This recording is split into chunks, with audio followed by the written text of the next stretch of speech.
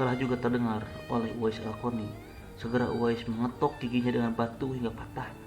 Hal ini dilakukannya sebagai ungkapan rasa cintanya kepada Nabi Muhammad SAW. Sekalipun ia belum pernah bertemu dengan beliau, hari demi hari telah berlalu, dan kerinduan Uwais untuk menemui Nabi SAW semakin dalam.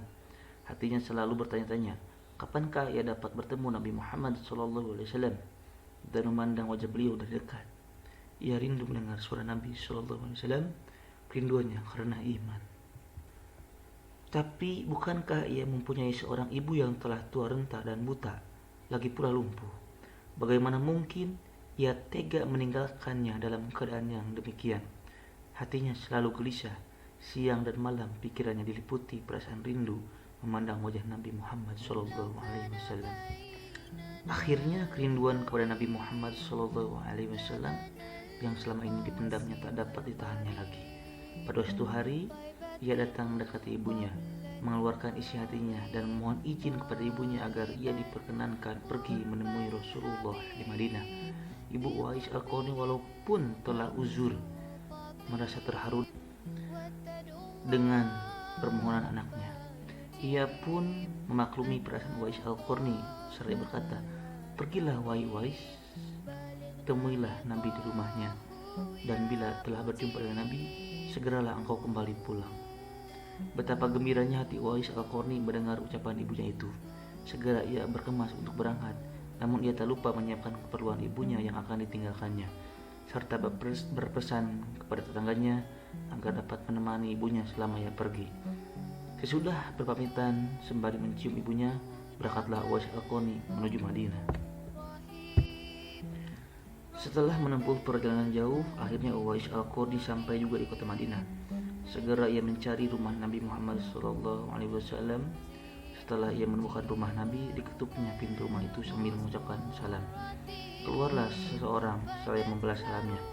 Segera Uwais Al-Qarni menanyakan Nabi Muhammad SAW yang ingin dijumpainya. Namun ternyata Nabi tidak berada di rumahnya. Beliau sedang berada di medan pertempuran. Uwais Al-Qarni hanya dapat bertemu dengan Siti Aisyah radhiyallahu anha, istri Nabi SAW. Betapa kecewanya hati Uwais. Dari jauh ia datang untuk berjumpa langsung dengan Nabi SAW, tetapi Nabi tidak dapat dijumpainya. Dalam hati Uwais Al-Qarni bergolak perasaan ingin menunggu kedatangan Nabi SAW dari medan perang. Tapi kapankah Nabi pulang? Sedangkan masih terngiang di telinganya pesan ibunya yang sudah tua dan sakit-sakitan itu agar ia cepat pulang ke Yaman. Akhirnya karena ketaatannya kepada ibunya, pesan ibunya mengalahkan suara hati dan kemauannya untuk menunggu dan berjumpa dengan Nabi SAW. Karena hal itu, tidak mungkin Uwais Al-Qarni dengan terpaksa pamit kepada Siti Aisyah radhiyallahu anha untuk segera pulang kembali ke Yaman. Dia hanya menitipkan salamnya untuk Nabi SAW. Setelah itu Uwais Al-Qarni pun segera berangkat mengayunkan langkahnya dengan perasaan amat haru. Peperangan telah usai dan Nabi SAW pulang menuju Madinah. Nabi SAW menanyakan kepada Siti Aisyah radhiyallahu anha tentang orang yang mencarinya. Nabi mengatakan bahwa Uwais Al-Qarni anak yang taat kepada ibunya. Dia adalah penghuni langit. Mendengar perkataan Nabi SAW, Siti Aisyah dan para sahabat tertegun.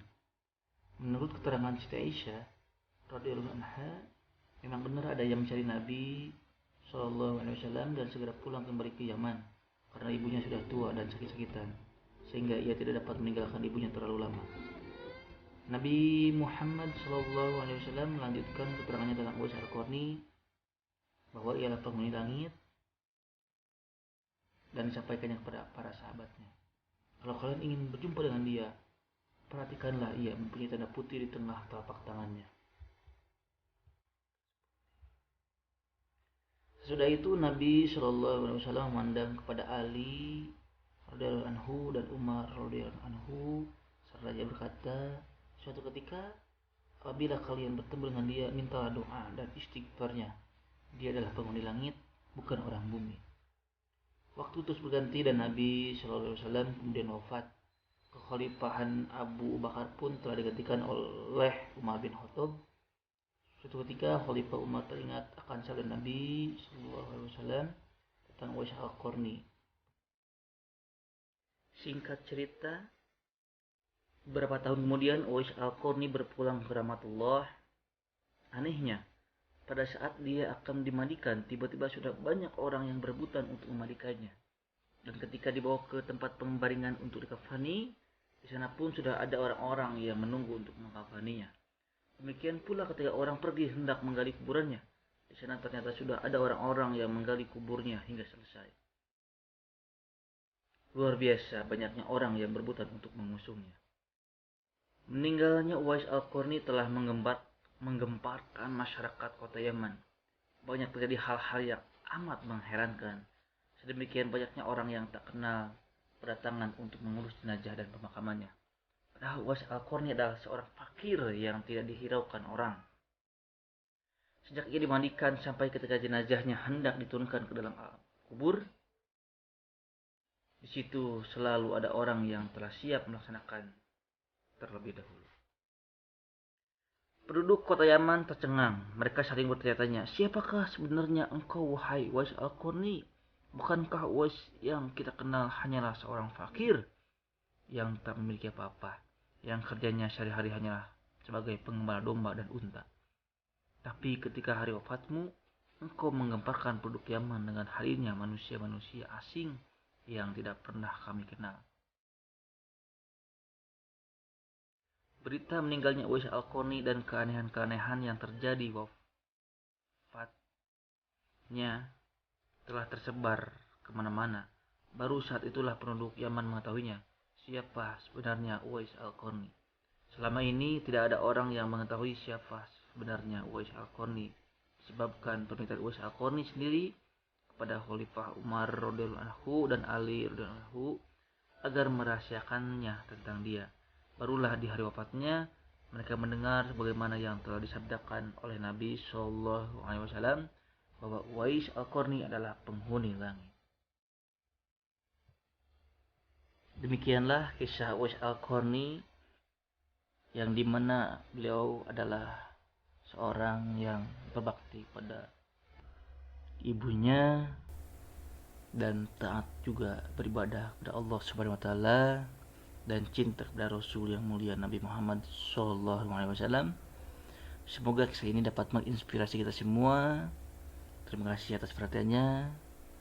Assalamualaikum warahmatullahi wabarakatuh.